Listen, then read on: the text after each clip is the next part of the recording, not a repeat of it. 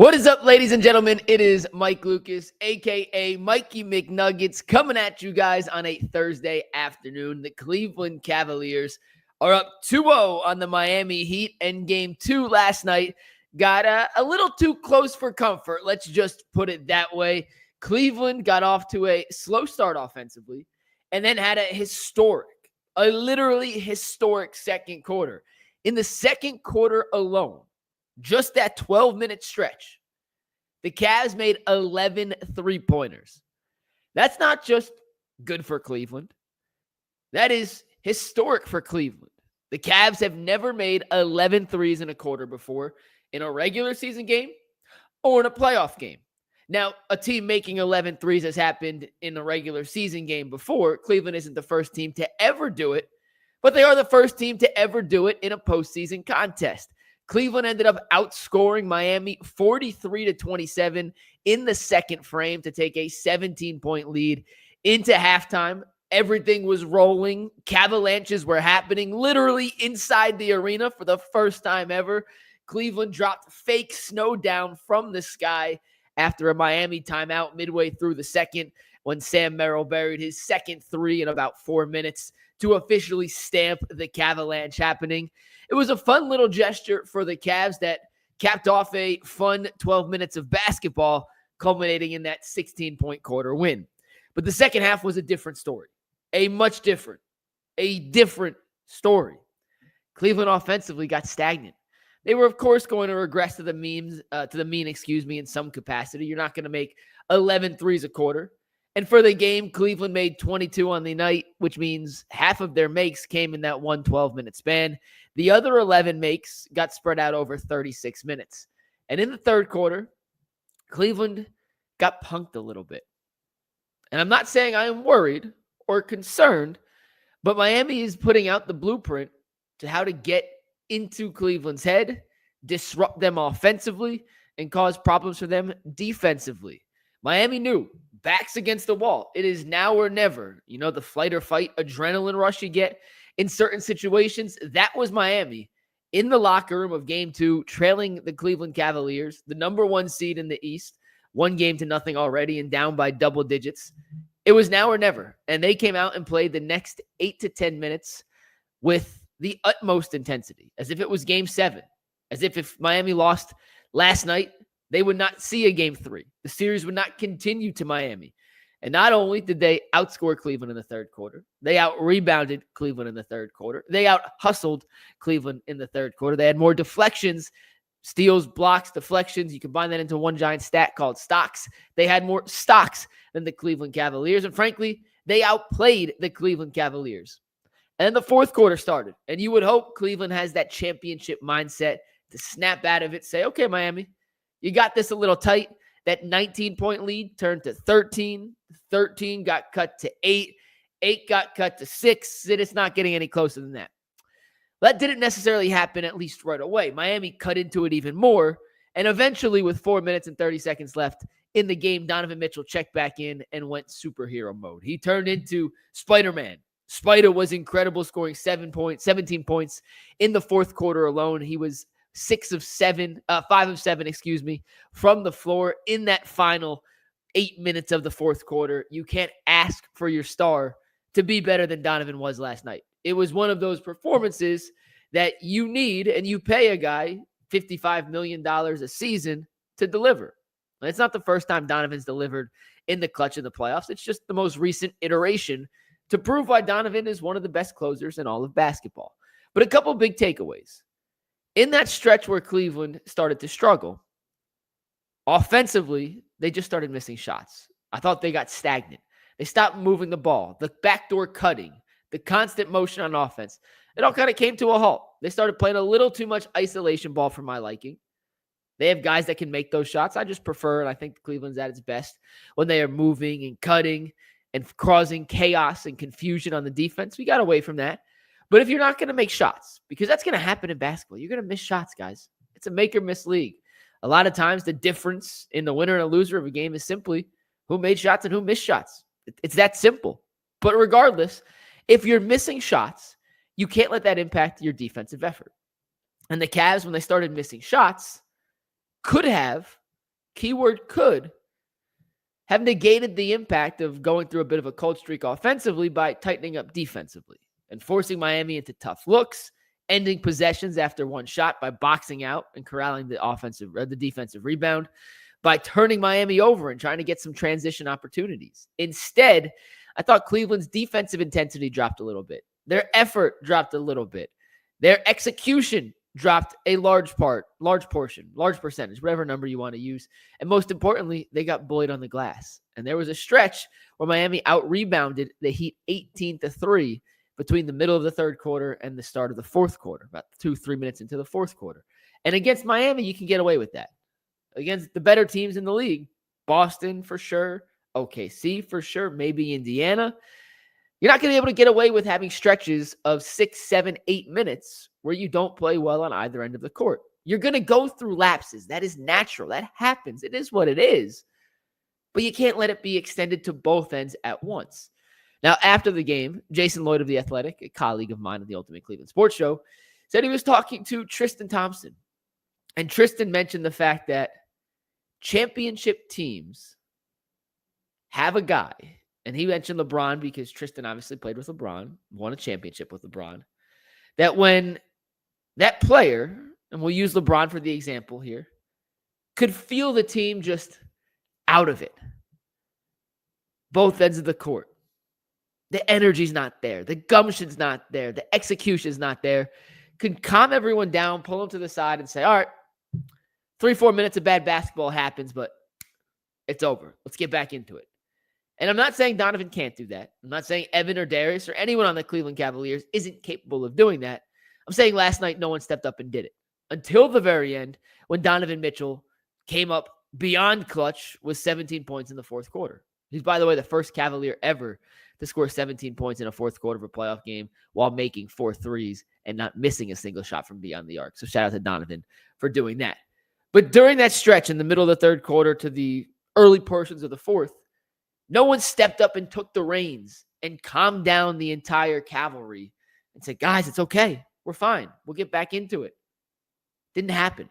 And against better teams later in the playoffs, I think that does need to happen. A couple of guys I want to shout out. I loved what I saw from Sam Merrill again. Guys, another really, really, really good performance from Sam Merrill, who had more minutes in last night's game than Isaac Okoro and Dean Wade combined. If you had asked me on this very Cavaliers weekly stream on the Bleacher Report app a month ago, would Sam Merrill be playing in the playoffs over Dean Wade? I would have said no. If you told me, would Sam Merrill be playing more minutes than Dean Wade and Isaac Okoro combined, I would have laughed you out the house. I would have said, hey, I got a bridge to sell you. I have a Nigerian princess that you can save by sending me $8,000. I would have done all that because I didn't see any world where it was possible. And now, not only is it possible, I don't see a world how you go back to anything else. Sam Merrill is giving you 80% of Isaac Okoro defensively and 180% offensively. And Dean Wade's giving you absolutely nothing. I'm not sure how he finds minutes against a better team unless he finds an offensive rhythm and ups his rebounding and ups his defensive presence, because he's been a complete non-factor in 13 minutes thus far through the series. At the end of the day, the Cavs are up 2-0. And we're going to talk about their offensive strategy, what Darius Garland said afterwards in a sec, and some game 3 look-ahead adjustments. But for the most part, Cavs have played B basketball. They have another level that they haven't even sniffed yet. For stretches, it's been worse, but because of the good stretches we've seen, I'll end up giving them a B minus. And the fact that you're up 2-0 in a playoff series without playing your A game, without even playing a legitimate, unquestioned B game, it's somewhere in that C plus B minus, maybe low end of a B. That means you're a really good basketball team. And you should be able to take care of business, just like any 1 seed should be able to take care of an 8 seed. And in this case, really a 10 seed, because Miami was the 10 seed and happened to win the play-in tournament game to get the opportunity to face Cleveland. But give Spo and his coaching staff credit. They had Miami fighting hard. They attacked Cleveland's weaknesses. For this to be a sweep and for Cleveland to feel confident moving forward against most likely Indiana, at least they lead 2-0 now, and Boston down the road, they have to rebound better. And they can't let missed shots on one end impact their defensive presence on the other end. Those two go hand in hand so crucially, so importantly. One leads to the other. Good defense leads to good offense. You make shots on offense, you play better defense. You miss shots on offense, you can't let that impact your defense. You have to have those things working in cohesion or you're not going to win at the highest of levels. Let's talk about what Darius Garland said after the game, because this might be the most interesting subplot to watch for in Game 3 between the Cavs and the Miami Heat on Saturday afternoon. My guy Spencer Davies asked Darius Garland, Darius, since the All-Star break, Miami's done a really good job forcing turnovers. How have you guys been able to avoid that and play under control? And his answer was, and at least for the first part, I will quote, we pick on Tyler Herro. And we can't get into tight spaces, and we have to play smart. But the shout out and the shots fired at Tyler Herro with that comment caught my eye a little bit. Because A, while he's not wrong, I have the numbers to back it up in a second, it's one of those things that everyone kind of understands without having to be verbalized. And sometimes when you verbalize something like that, it becomes bulletin board material for the other team and could be a little extra kick in the butt to ignite Miami to bring their A game in Game 3. However, they're down 2-0. They are on life support in this series. If they needed extra outside motivation from a Darius Garland or from anyone else to get them ready for Game 3, then I'd have a pretty big problem with that. It's the playoffs. You're down 2-0. You have to win. Game 3 is an absolute must for Miami. I don't think what Darius said is going to give them any extra motivation, but I do know one thing it'll do. Miami's now going to put Darius in as many switches as humanly possible, and they are going to pick on Darius Garland in the same capacity Cleveland is picking on Tyler Herro. And I have some numbers to back up Darius's claim, because you may disagree with Darius saying what he said out loud, and you may not like Darius saying what he did just because you don't want to put bulletin board material in Miami's back pocket. But we can argue that all you want. The truth is, he ain't wrong.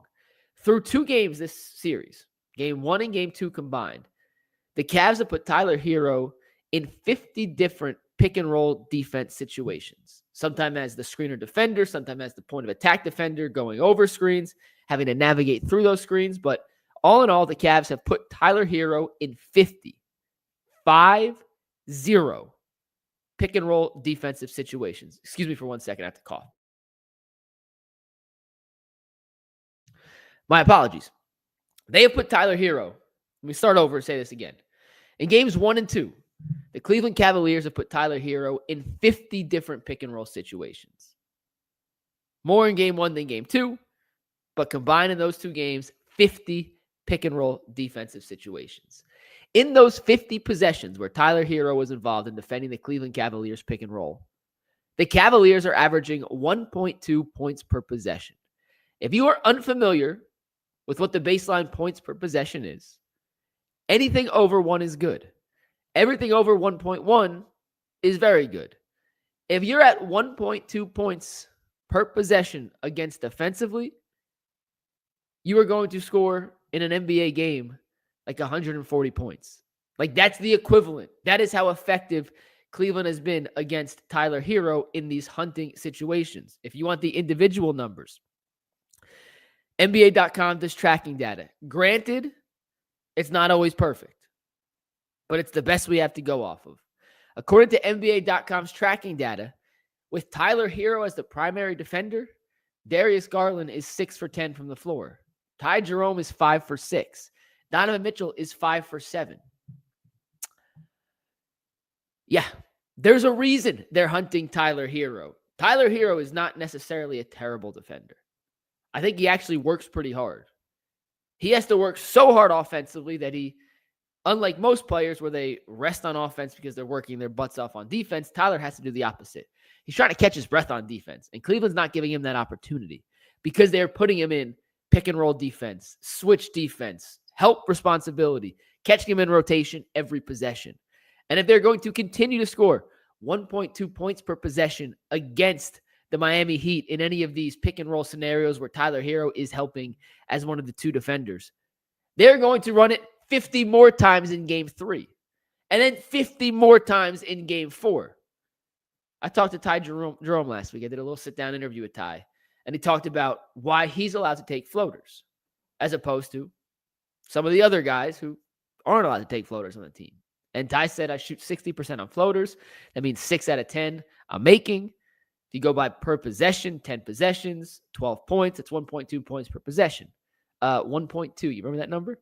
If you're a 40% three-point shooter, 10 threes, you make 4, 12 points, 10 possessions, 1.2 point per possession. That's the efficiency of which the Cavs are scoring on Tyler Herro in these situations. They are going to continue to attack that mismatch. Now, on Saturday for Game 3, Darius better be ready to do the same thing in reverse because Herro is going to hunt Darius any chance he gets. And Miami's guards are going to hunt Darius every opportunity they get. They certainly heard what Darius said. It caught fire on Miami Twitter. It was all over Heat message boards this morning. I got in some arguments with people who were mad at me for posting some clips of the Cavaliers putting Herro in these situations and executing. And they say, hey, you only posted 5. Why? Well, I could have posted 25 if I wanted. I was just trying to be nice. I didn't think you need to see all 25. So I expect to see that as something that continues for Cleveland offensively. And more importantly, that is one of the adjustments I think Cleveland is going to make defensively. I think you know what's coming. I think it is pretty evident. Miami's going to hunt now Darius Garland and say, okay, you're right.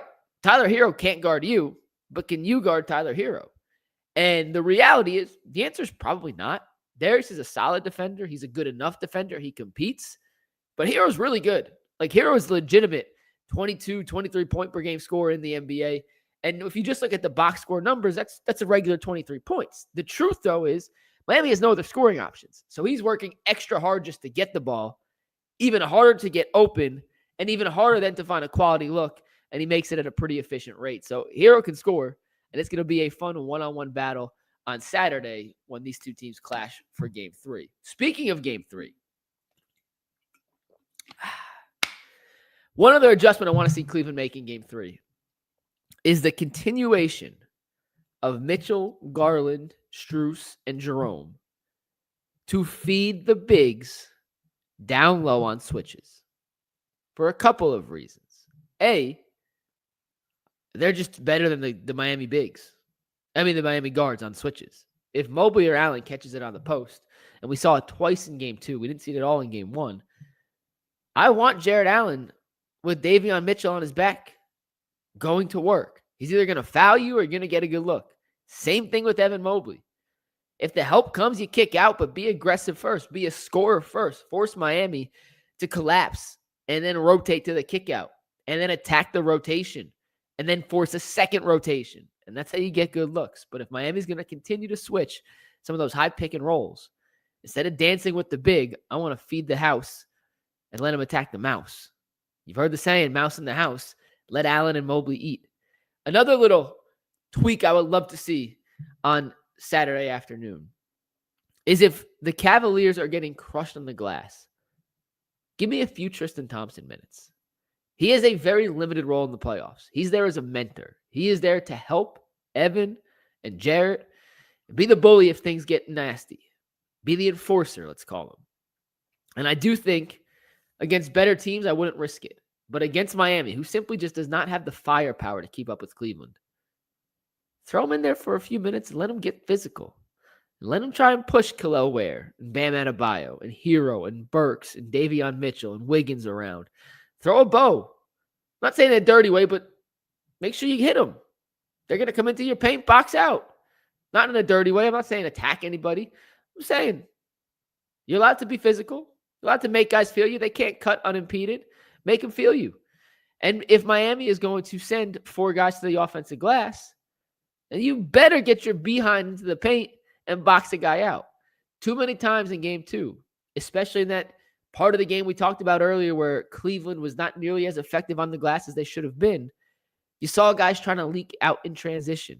And you saw Evan and Jarrett try and just jump for rebounds as opposed to finding a guy, hitting the guy, putting your butt into him, and clearing out space so you can grab the rebound. That is something that has to improve. Because if it'll work, you can get away with being a subpar rebounding team against Miami. It ain't going to work in the next couple of series, guys. They have to improve in that facet if they're going to end up being the last team standing in the Eastern Conference and hopefully in the NBA. At the end of the day, though, the Cavs are up 2-0. Miami does not have the firepower to win these next 4 games. I feel very confident that when we are talking next week, we'll be previewing the Eastern Conference semifinals, Cleveland versus Indiana. But the Cavs still have 14 games to go before they can call themselves champions. 14 wins left for Cleveland. They got the first 2 with relative ease. And even though last night got close, it never got that close. I understand the scoreboard said 2 points. Cleveland was never panicking. Now they got to go back and find ways to win 14 more games. This team won 64 in the regular season. 14 is not out of the question. And we're going to be keeping up with these weekly Cavalier streams as long as they continue to win in the playoffs and throughout the offseason, because you guys deserve the extra Cavs coverage here on the Bleacher Report app. If you liked what you guys heard, follow me on Twitter. You can find me at Mike Lucas TV. Tweet a lot about the Cavs and the Browns. And we'll see you guys Saturday afternoon on the Ultimate Cleveland Sports Show for a Cavaliers post-game show. We'll see you right here on the Bleacher Report app next Thursday for another edition of Cavaliers Weekly. Appreciate you guys tuning in, and we'll see you next week. For now, though, 14 more wins to go for the Cavs. And as always, go Cleveland. Peace.